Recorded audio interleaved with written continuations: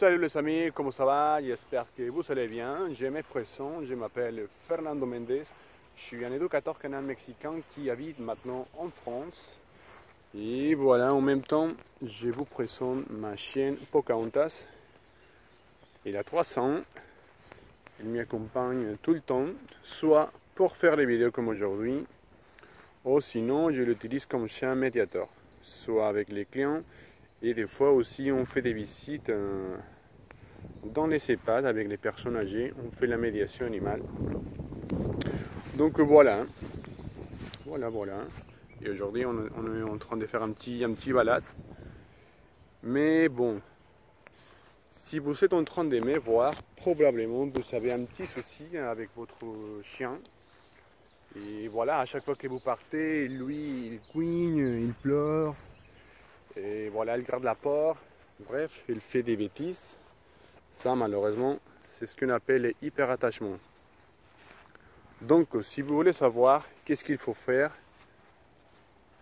je vous invite à rester ici, à me donner un petit j'aime, à partager la vidéo. Et voilà, on va commencer, mais après, attendez, on va les libérer, on va les laisser. Attends,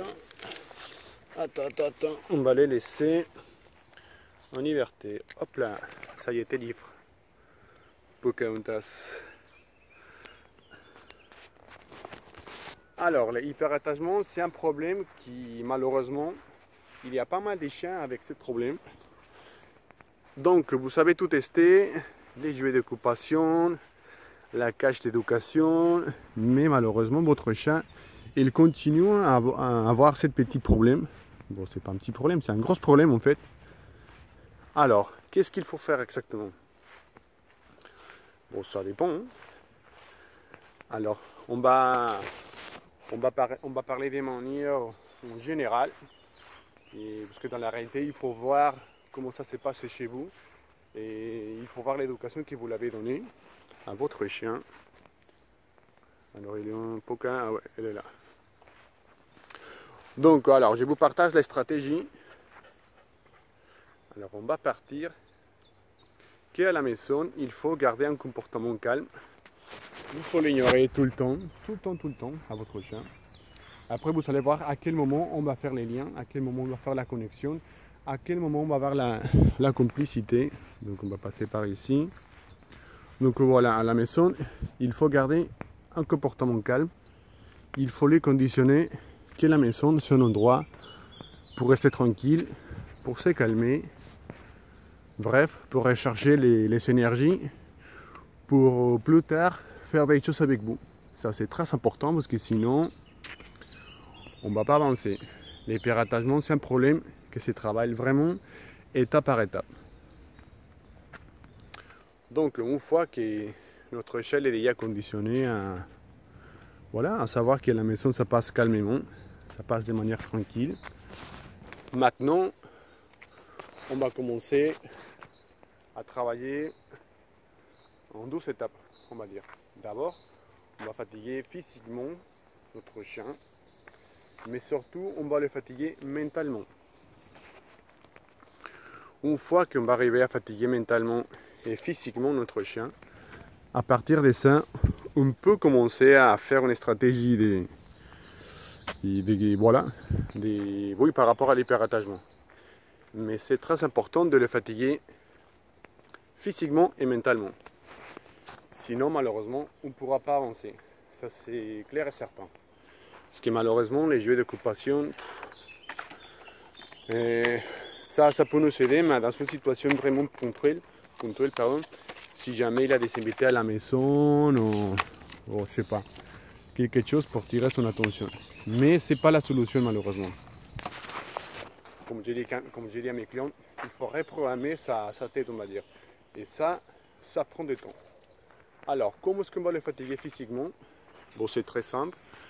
Avec la marche en laisse, si vous me suivez avec la méthode Fropo, on travaille la marche en laisse afin de privilégier l'odorat. Qu'est-ce que ça veut dire ça? Donc, simplement, je marche, je le laisse renifler à gauche, à droite, à condition de ne pas tirer. C'est très important parce que l'utilisation des odorats, Ça va nous aider à canaliser les chiens, parce qu'il va utiliser son odorat. En même temps, les balades comme aujourd'hui, en liberté, ça nous permettra en fait de le fatiguer physiquement, parce que vous voyez comment on peut qu'il est en liberté, et mentalement, parce que maintenant, vous voyez comment il recherche des choses. Alors, mais ici, il y a un petit souci. Si vous voulez détacher votre chat, il faut absolument travailler les rappels, parce que sinon, c'est dangereux pour tout le monde. C'est dangereux pour votre chien. Et si jamais, je sais pas, il y a quelque chose qui passe, si le rappel il n'est pas bien fait, bon, ça c'est embêtant. Donc d'abord, il faut travailler les rappels, il faut travailler la marche en laisse afin de le fatiguer physiquement. Voilà, on va dire que ça y est, on a bien progressé, on a bien travaillé les rappels, plusieurs manières. Ah, je profite. Si vous voulez apprendre les rappels, comment il faut le travailler de A à Z, de plusieurs manières par rapport à la situation, je propose ces stages en ligne. Donc n'hésite pas à me contacter. On va tester un peu les rappels ou non. Poca! Vous voyez la réactivité, comme il vient là, tout de suite. Bon, avec elle, j'ai les rappels d'urgence, les rappels au sifflet, les rappels ou non, les rappels de précision. Et je l'utilise suivant la situation, parce que c'est pas la même chose. Demander son attention s'il y a un chien, s'il y a un petit bal, etc. Donc par rapport à la situation, il y a plusieurs rappels. Si vous voulez l'apprendre, n'hésitez pas à me contacter comme je vous disais. Alors, donc on a travaillé déjà la fatigue physique. Maintenant, il faut se focaliser à travailler la fatigue mentale. Alors, qu'est-ce qu'on va faire? Tout simplement d'exercices d'obéissance. Si votre chat aime bien, je sais pas, la balle, bon, on va faire des exercices afin de les faire travailler. Et à la fin, on va lui donner sa balle. La marche au pied, les pas bouger, quoi d'autre, exercices olfatifs, on va cacher la balle, etc. Tous les exercices qui vont demander la concentration à votre chien. C'est comme ça qu'on va les fatiguer mentalement. Attention, si je parle des exercices d'obéissance, je ne parle pas des, comme on dit, de la soumission et tout ça, non, rien à voir. Si votre chat, comme je vous disais tout à l'heure, il aime bien les balles, bon, on va faire des choses et à la fin, on va lui donner sa balle.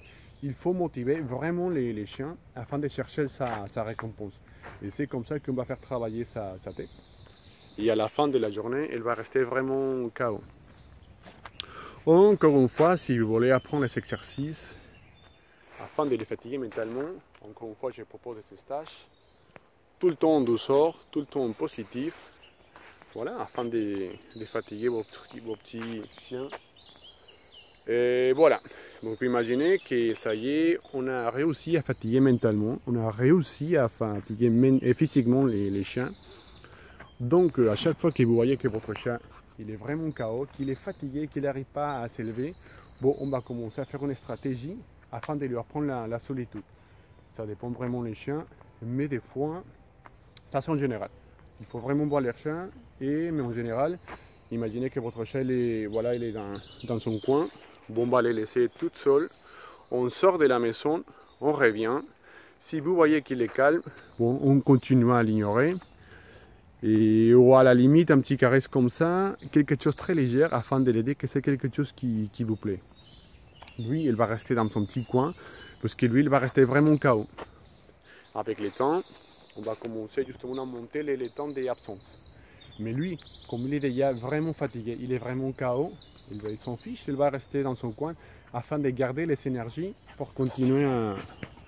On va travailler les rappels comme je vous disais. Non, non. Eh oh! Voilà, c'est les rappels. Oh là là là là là, c'est précision, mais bon. Ça y est, il est parti. Eh oh! Eh oh! Ouais, c'est bien. Ça, c'est les rappels. Histoire. Ça, c'est les rappels des précisions. Donc voilà, si vous voyez, c'est très important de maîtriser les rappels. Si jamais, je ne sais pas s'il y a quelqu'un de l'autre côté, oui, apparemment oui. Mais bon, je ne prends pas les risques. Je le prends. Alors, qu'est-ce que je suis en train de dire? Voilà, je suis perdu. Donc voilà. Et en même temps, il faut avoir un petit coin pour laisser notre chien tranquillement à la maison. Comme ça, comme je vous disais, à chaque fois qu'il va rester vraiment calme à la maison, il va profiter pour se reposer, pour charger les énergies, parce que la prochaine fois qu'il va sortir, il va avoir besoin de, voilà, de ses énergies mentales et ses énergies physiques. Donc voilà, donc avec le temps, ça prend beaucoup de temps, beaucoup de patience avec le temps. Finalement, on va réussir à travailler la solitude. Mais si vous voyez, c'est impératif, la fatigue mentale et la fatigue physique. Sinon, on est perdu. Donc voilà les amis, c'est tout pour aujourd'hui. Comme je vous disais, si vous voulez apprendre la technique à travailler pour la fatigue mentale et la fatigue physique, voilà, n'hésitez pas à me contacter. Sinon, si vous cherchez dans les vidéos, il y a pas mal de tutoriels afin d'apprendre tout ça. Bon les amis, je vous laisse. À la prochaine fois. Salut!